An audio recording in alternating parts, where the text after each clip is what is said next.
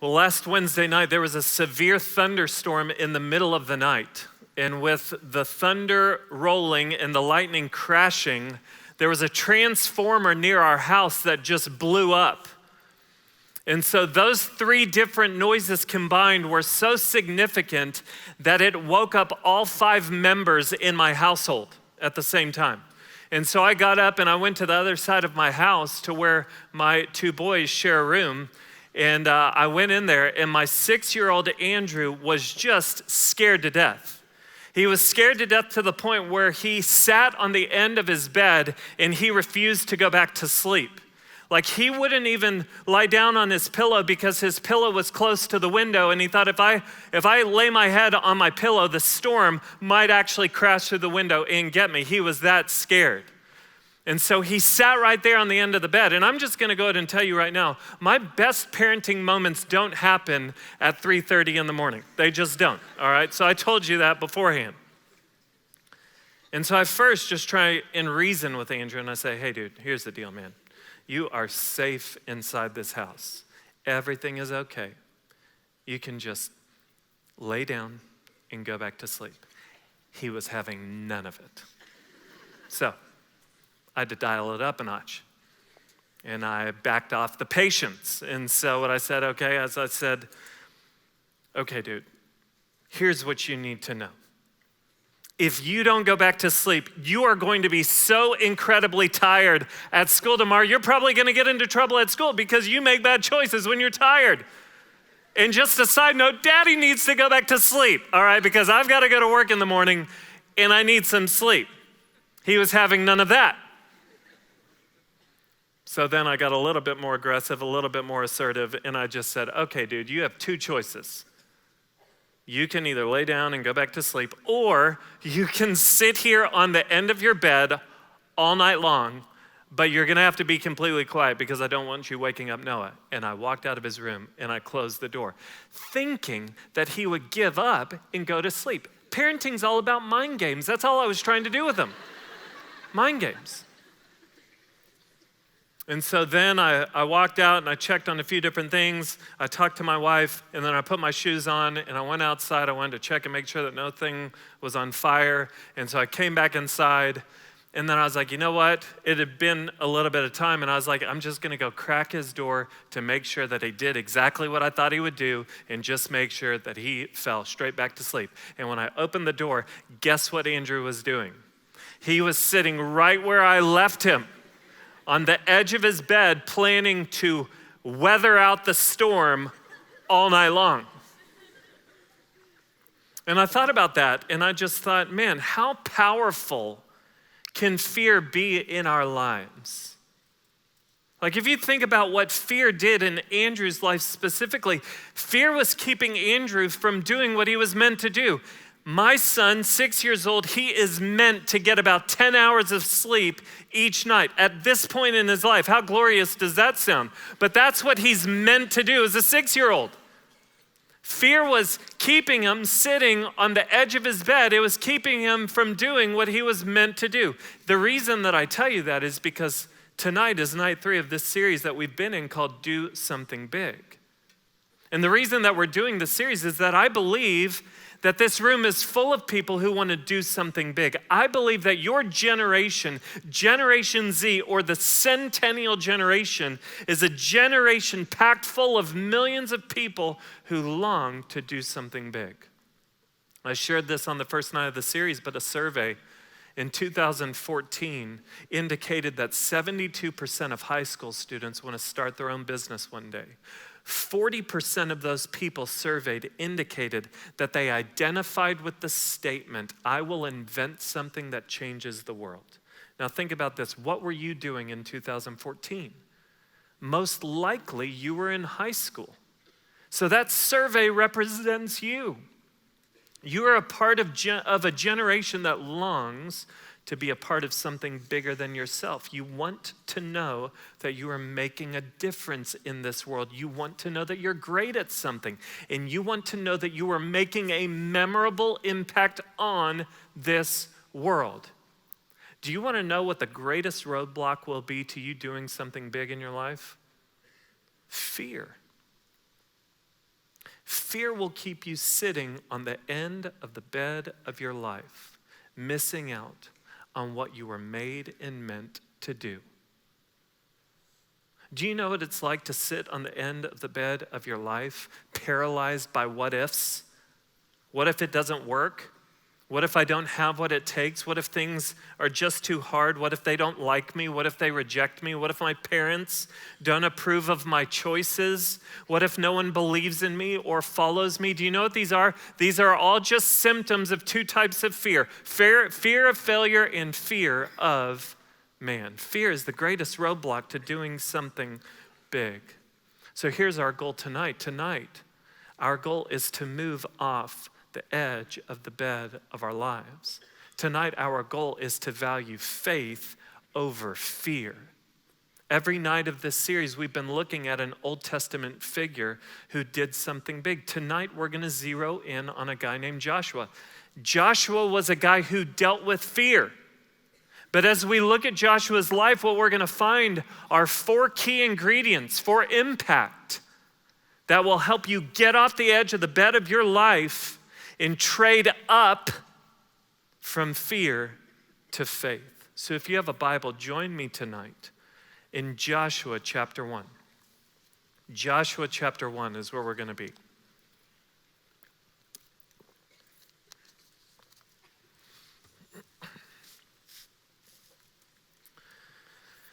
And as you're turning there, let me just say this. If you're not very familiar with the Bible at all, if you're not familiar with the story, especially of the Old Testament, then let me just kind of help you figure out where Joshua fits into everything.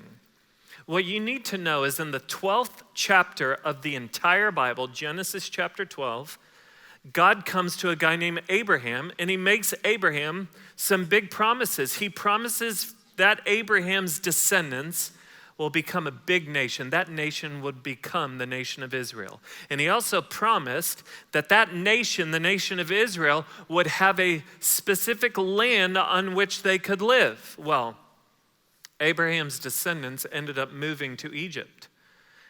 And while in Egypt, the Israelites became enslaved to the Egyptians. But while they were in Egypt, Abraham's family tree exploded to the point where there were over 2 million Israelites in captivity to Egypt. Well, God remembered the promise that he had made to Abraham.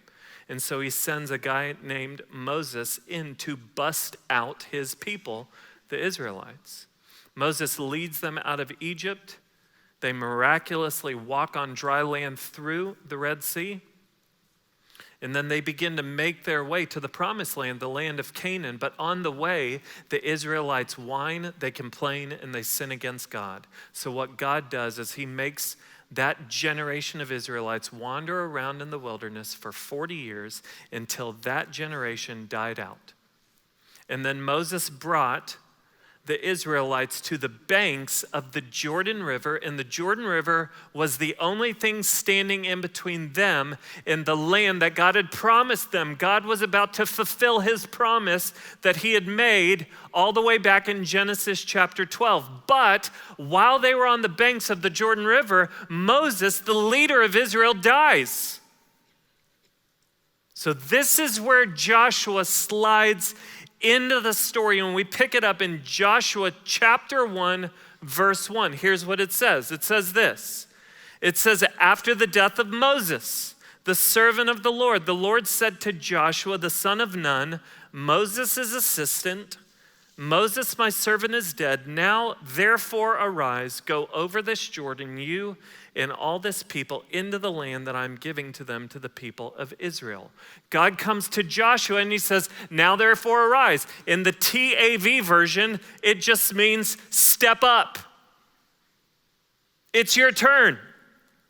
Joshua, you are now the leader of the nation of Israel, and I want you to do what Moses didn't, and I want you to lead them into the promised land. Now, let's just be clear. To be the leader of 2 million people looks really sexy on a resume, but it is terrifying in reality. It is. So Joshua dealt with fear. Fortunately, there were 4 key ingredients for impact. active in his life that I believed allowed him to trade up from fear to faith. The first ingredient that he had active in his life that I hope you have active in your life is this: preparation. Now, if you've been here the last 2 weeks, I really hope that sounds familiar, because preparation has been a key ingredient all 3 weeks of this semester. And we're not like lacking for content here. The redundancy is intentional because it's my hope that right here during this unique time in your life, you're 4, 5, 6 years in college, my hope is that you would see the value of and your need for preparation. Did you see how the text referred to Joshua? It referred to Joshua when it kind of introduces us to him. It referred to him as who? Moses' assistant. Joshua became an incredible leader. Why? Because he observed and assisted Moses, one of the greatest leaders in history, for 40 years. And it worked out really well for Joshua. Why? Because Moses had to deal with getting 2 million people across a body of water. That's something that would become Joshua's main responsibility. That's why they're on the banks of the Jordan. He's got to get these people across a body of water.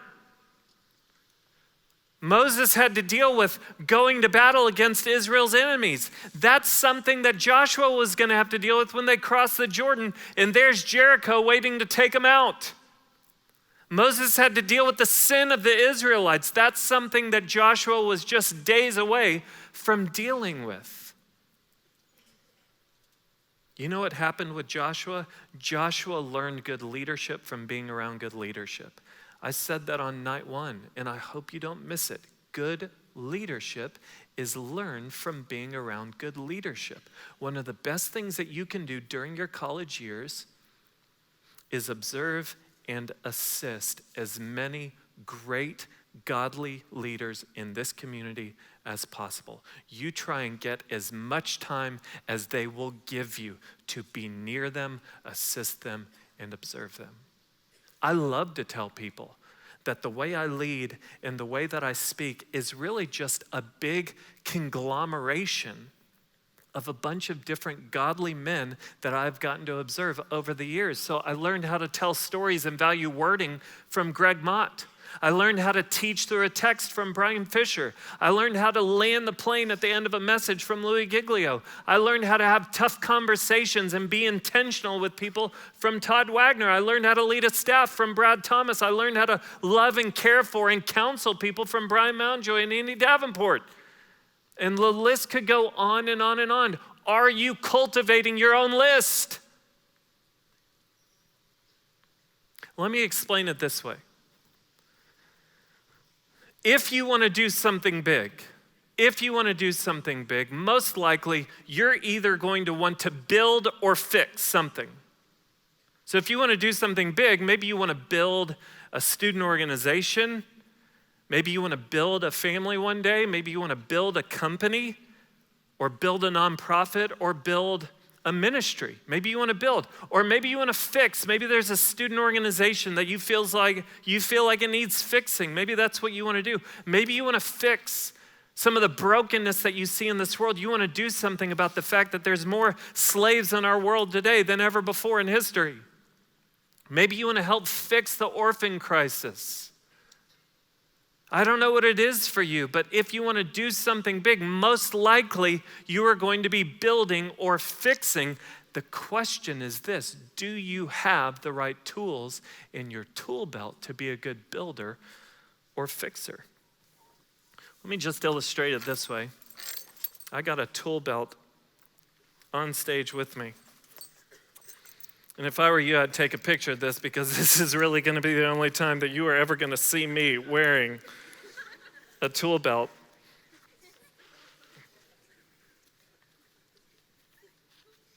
I just want you to think about this. Some of you guys are really ambitious and passionate. And so what you want to do is you just want to run out into the world with your one hammer. You know what the problem with is that there is with that? When all you have is a hammer, everything in the world has to be a nail. And I don't know all the implications of what I just said. You got to figure that out. But everything has to become a nail. You know what I'm trying to tell you? You will not be equipped to build or fix like God has called you to build or fix. But you know what happens when you commit to spending some time observing and assisting? You are able to put different tools in your tool belt. And so as you get around godly men or godly women, what happens is you begin to learn what it looks like to cultivate a staff or care for a staff of people. You know what happens is you learn how to have tough conversations with people.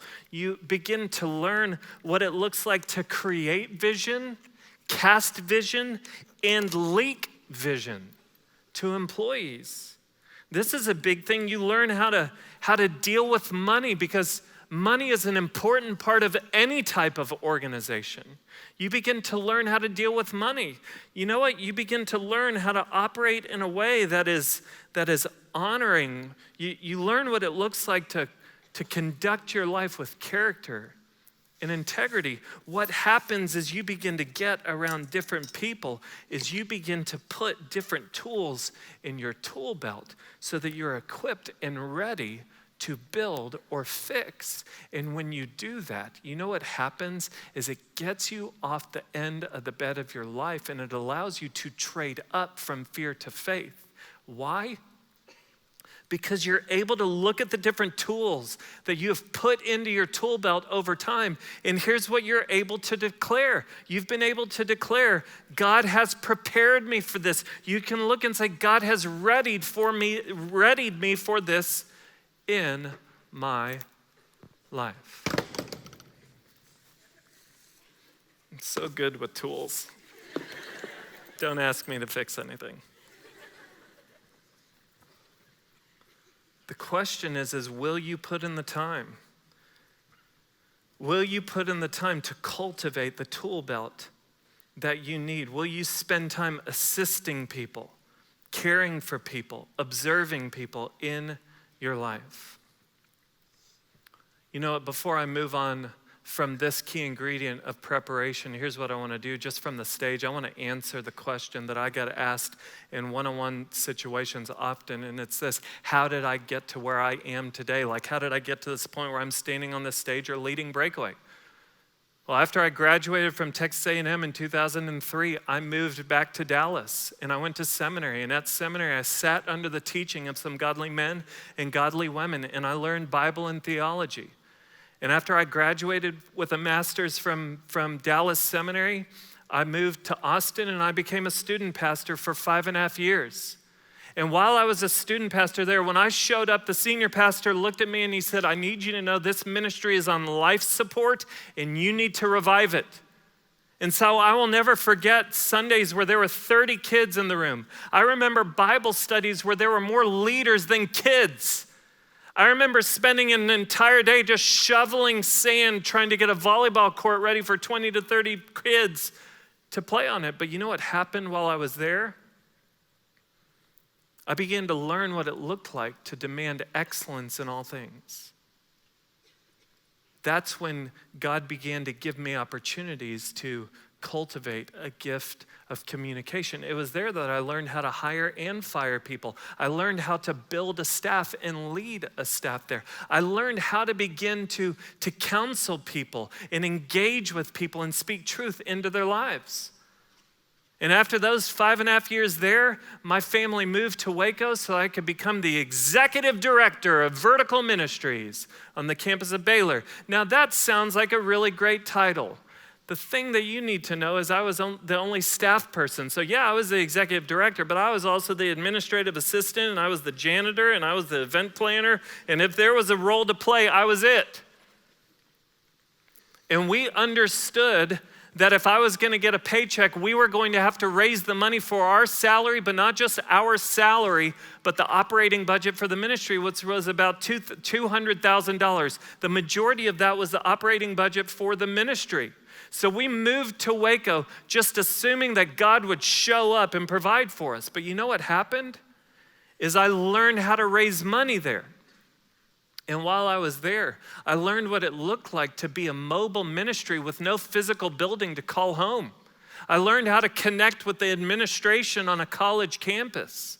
I began to grow in my communication gift, and I had opportunities to speak on different stages of different sizes to where I was able to get more and more comfortable, whether I was speaking to 6 people or 6,000 people. And after 4 years of doing that, I sat down with Ben Stewart, and he said, I want you to become the next director of Breakaway.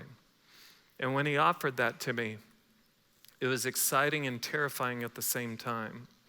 But I was able to trade up from fear to faith because I could look at the tool belt I was wearing, and I could declare, God has prepared me for this. He's prepared me for this. God taught me how to cultivate a staff and lead a staff because God knew I would need to cultivate and lead a staff of 7 here at Breakaway. God taught me how to raise money at Vertical because he knew that I would need to help raise $1.5 million a year for Breakaway to function. God taught me how to counsel people as a student pastor because I meet with people to talk about deep and broken depth and brokenness every single week. God prepared me to be comfortable on a stage because you know what? I spend the majority of my time on this stage speaking to spotlights instead of to faces, and it's awkward and it's weird. Now, I didn't go through each of those things saying, you know what, God's preparing me for Breakaway one day. One day I'm going to be on that stage in front of thousands of people. No, I did what God called me to do. I was faithful in the moment, but I'm able to look back now and say, God has been preparing me for this for 13 years. And I look back and I'm like, I can't imagine the train wreck if I had been on this stage leading this ministry just 6 years ago.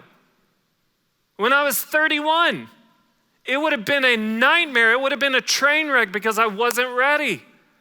I wasn't prepared. It took time. But God prepared me for this. So even in the days where I still feel overwhelmed, still feel like I don't have what it takes, I can look and say, God prepared me for this. You know why I tell you this? I tell you this because I would imagine that there's people here tonight who want to be on the stage now. You want the microphone now. You want the job title now. You want the leading role now. But let me just ask you this. If you had it, would you really even know what to do with it? Don't neglect this unique season of preparation. The second key ingredient that will get you off the end of the bed of your life and allow you to trade up from fear to faith is this. It's clarity. It's clarity. Look at how things play out for Joshua. Verse 2, it says this. Moses, my servant, is dead. Now, therefore, arise, go over this Jordan, you and all this people, into the land that I'm giving to them, to the people of Israel. Every place that the sole of your foot will tread upon, I have given to you, just as I promised to Moses. From the wilderness in this Lebanon, as far as the great river, the river Euphrates, all the land of the Hittites, to the great sea, toward the going down of the sun, shall be your territory. Do you see what's happening here? God gives Joshua a purpose to fulfill with a specific people. Do you see that? God gives Joshua a specific purpose to fulfill with a specific people. So if you want to do something big, there's 2 clarifying questions that would be brilliant for you to ask God on a regular basis. And it's very simple. 2 questions. God, who and what? God, who do you want me to lead? Who do you want me to invest in? God, who do you want me to help? Who do you want me to serve? That's what you need is you need a God-given people. Now let me just say this, and please don't miss it. If you're aiming to do something big and impacting people is not a part of your equation, you need to know you're working the wrong equation. God-sized vision always aims to impact people. It doesn't just aim to impact profit or your popularity. People always have to be a part of the equation. That's why you should ask the question, who? God, who do you want me to lead, invest in, help, or serve? This is a good question for you to be asking now about where you're going to spend the majority of your time next semester. One of the reasons I think college students get so overcommitted is just because you're not clear on the who. I need you to understand this. There is plenty of people that you can lead, but there's only one or two groups of people that you must lead. And you need to be able to differentiate between the two.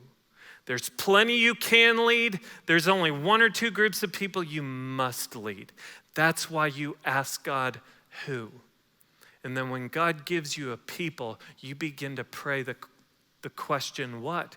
What do you want me to accomplish with these people? That's called clarifying the win, determining what is the win with these people. And when God gives you the what, when he clarifies the what, you know what happens is it fuels passion in your soul because you sense that you are stepping into the purpose for which you have been created. And you're able to get off the edge of the bed of your life and you're able to trade up from fear to faith. Why? Because you can look and say this. You can say, God has called me to this. God has called me to this. He's given me a people and a purpose for those people. He's called me to this. Now, I want to speak to two different types of people in the room. There's some of you here tonight who have absolute clarity on the who and the what. And you really sense you know what you want to do with your life. Any people like that in the room right now? Just slip your hand up real quick. Okay, a few people, or maybe not. It's hard to tell. All right. Maybe you're unsure. You're like, I really don't know. Then your hand shouldn't be up. If you don't know, that was kind of absolute certainty. There's that. Well, if you feel like you have absolute clarity on what you're supposed to do with your life, then I want to encourage you to ask two questions. Here they are. The first one is this: are you wanting God to bless your plans, or are you seeking to faithfully fulfill his plans? It's a good question to ask. Here's the second question I encourage you to ask. Does where you are headed make much of yourself or much of Jesus? The reason I encourage you to ask these questions is this. The biggest waste of a life,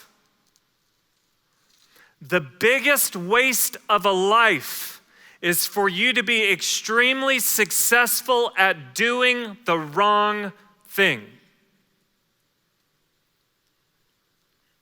So be clear on the who and what.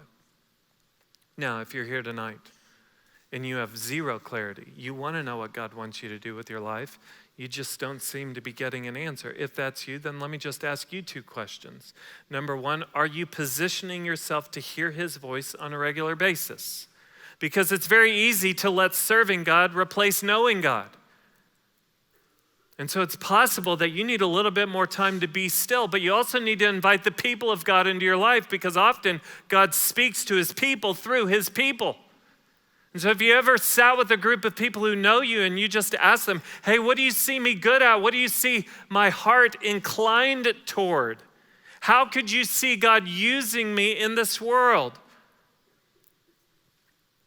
And let God speak to you. Here's the second question. Are you ignoring God's revealed will while waiting for clarity on his unrevealed will? See, there's a lot of clarity that God has already given you. And he's just spelled it out for you in his word. So for example, 1 Thessalonians chapter 5, verses 16 through 18, he says this: rejoice always, pray without ceasing, give thanks in all circumstances, for this is the will of God in Christ Jesus for you. So let me just ask you, how are you doing with rejoicing always? How are you doing with praying without ceasing? When was the last time you gave thanks in all circumstances? How are you doing with the revealed will of God? What about this? 1 Thessalonians chapter 4, verse 3. For this is the will of God, your sanctification, that you abstain from sexual immorality. How are you doing with purity? How are you doing with purity? What about Matthew chapter 28, verse 19? Go therefore and make disciples of all nations, baptizing them in the name of the Father and of the Son and of the Holy Spirit. How are you doing with sharing your faith with other people who do not know the Lord? You don't need to wait for God to call you to be pure or to be joyful or to pray or to be thankful. You don't need to wait for God to call you to share your faith. He's already called you in His Word. So the good news is when you begin to be faithful to do these things, even in the midst of the fear that comes from the unknown of what you're going to do with your life, you can still trade up from fear to faith because you're able to say, this is what God's called me to do now. And until God gives you a new assignment or more clarity on the who or what, you be faithful to accomplish His revealed will, knowing that if He wanted you to truly know His unrevealed will, you'd already know it. But until then, you be faithful. So the second key ingredient that'll move you from fear to faith is clarity. The third key ingredient that'll move you off the end of the bed of your life and allow you to trade up from fear to faith is obedience. It's obedience. Look at what happens with Joshua. Verses 7 and 8. God says this. He says, only be strong and very courageous, being careful to do according to all the law that Moses my servant commanded you. Do not turn from it to the right hand or to the left, that you may have good success wherever you go. This book of the law shall not depart from your mouth, but you shall meditate on it day and night, so that you may be careful to do according to all that is written in it. For then you will make your way prosperous, and then you will have good success. Do you see what's happening here? God draws a correlation between obedience and success. Now, you need to know that there's going to be times in your life where you feel like you're doing everything right and everything falls apart. And then there's going to be times in your life where you feel like you're failing as a follower of Jesus Christ, and God's going to be strong when you're weak. But don't miss the key truth, the key reality here, and it's this. Good leaders are first good followers.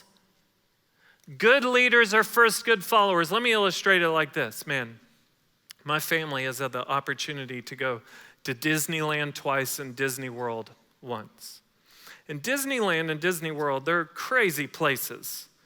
I mean, they're awesome, but it's also weird because it's like the only place in the world where it is socially acceptable to put your kid on a leash.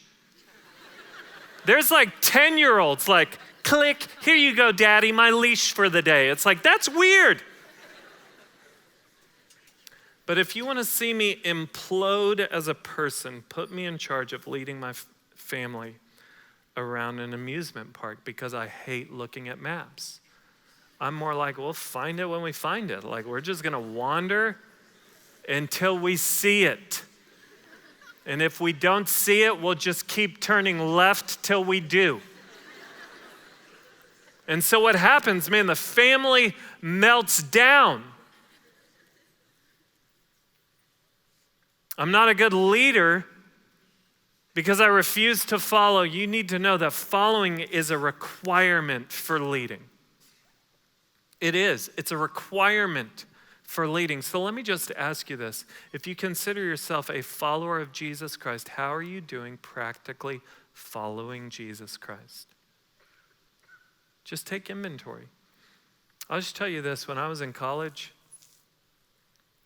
people were really quick to elevate me to leadership positions because of my talent.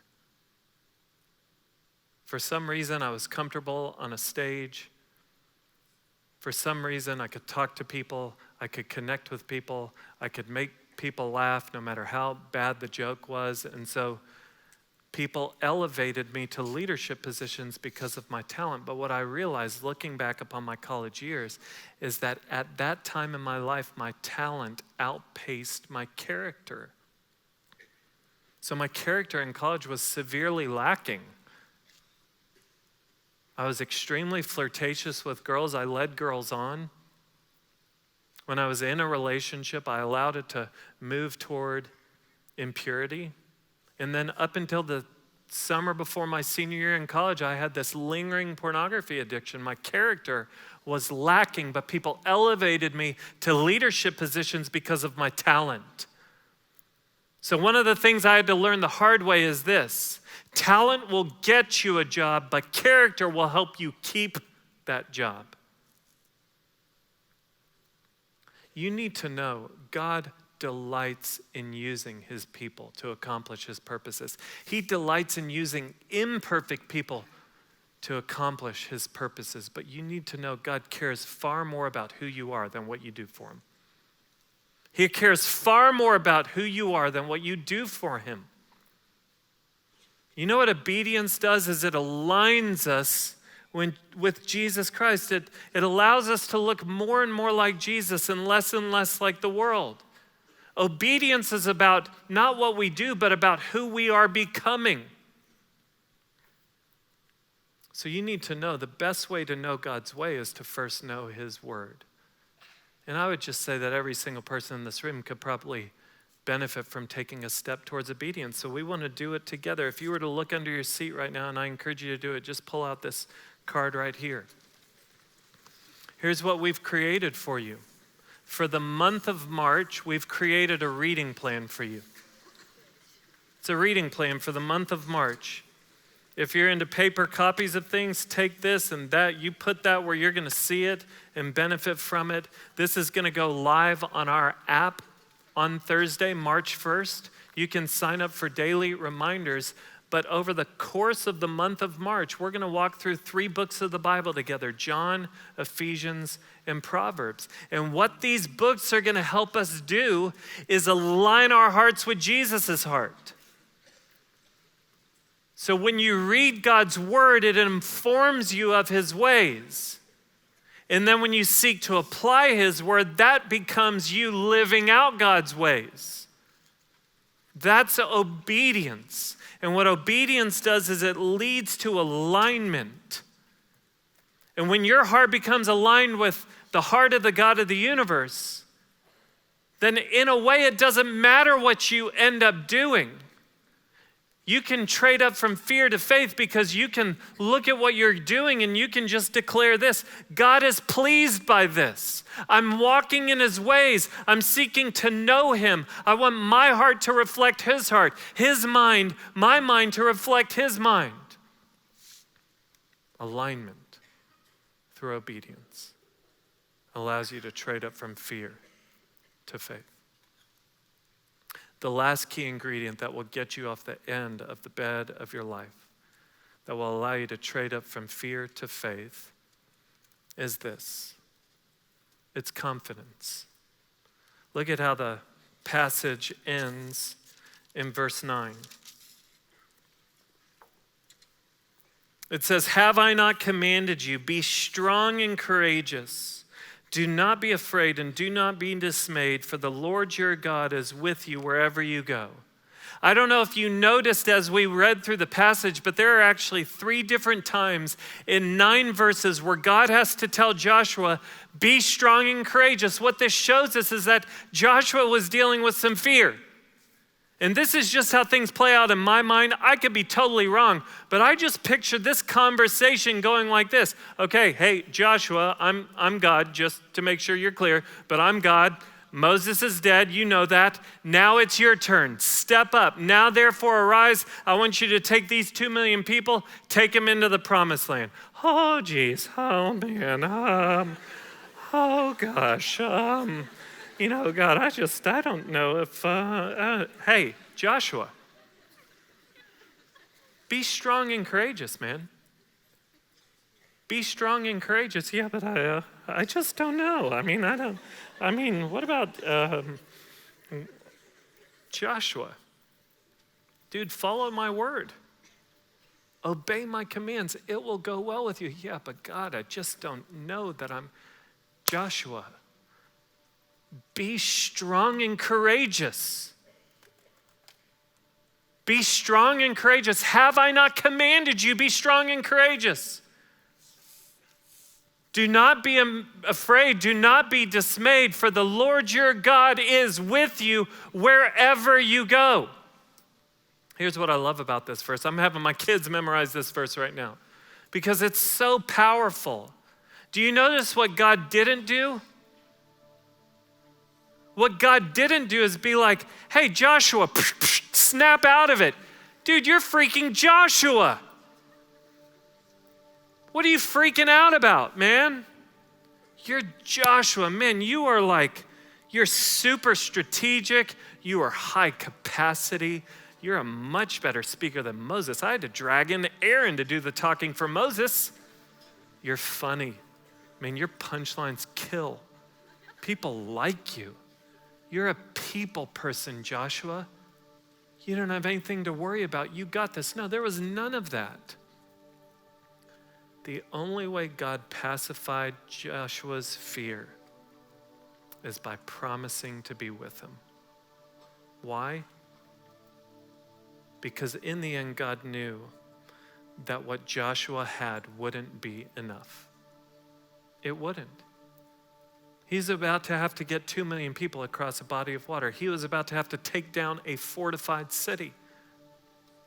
God knew that it wouldn't be enough.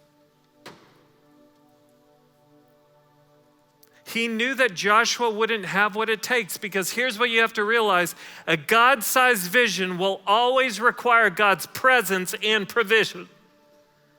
A God-sized vision will always require God's presence and provision.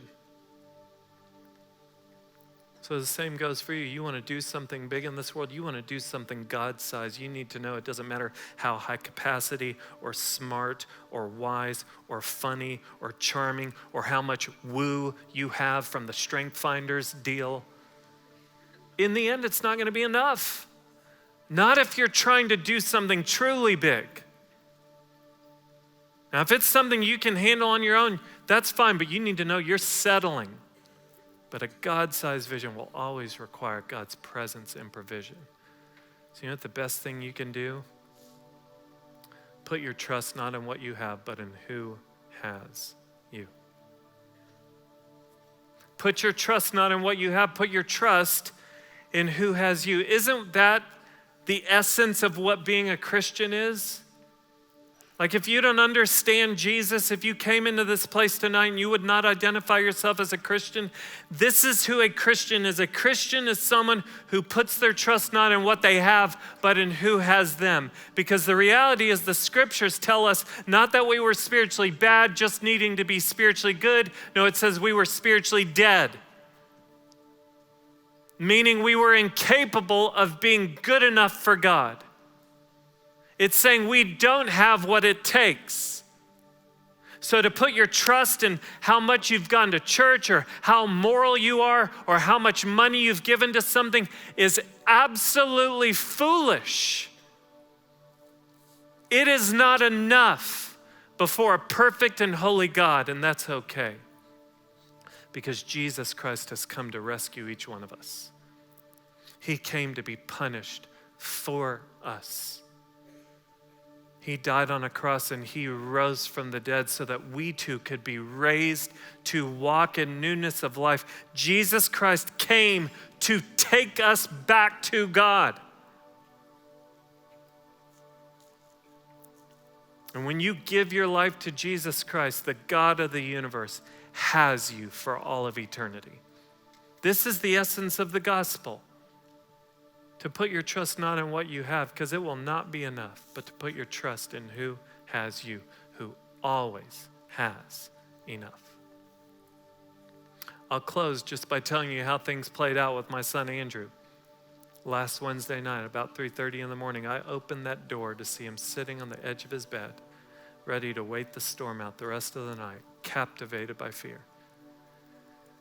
And so what I told him was this. I said, hey, dude, why don't you go get in bed with me? And so he hesitantly went and grabbed his pillow because he was scared lightning would crash through the window and take him out. But then he grabbed his pillow and he confidently walked across our whole house. And he climbed up in our bed. And before I could practically lay down in my bed, that dude was breathing so hard he was practically snoring. Why? Because he knew he was safe because he was with his Father. You want to do something big? Well, you're going to battle fear. Fear of man, fear of failure. You want to get off the end of the bed of your life. You want to trade up from fear to faith. Know that you are safe with your Father. Because when you surrender to him, when you let him lead you, you know what you're able to say? You're able to look into your life and you're able to say, God has prepared me. God has called me. God is pleased with me. God is responsible for me. And most of all, God is with me.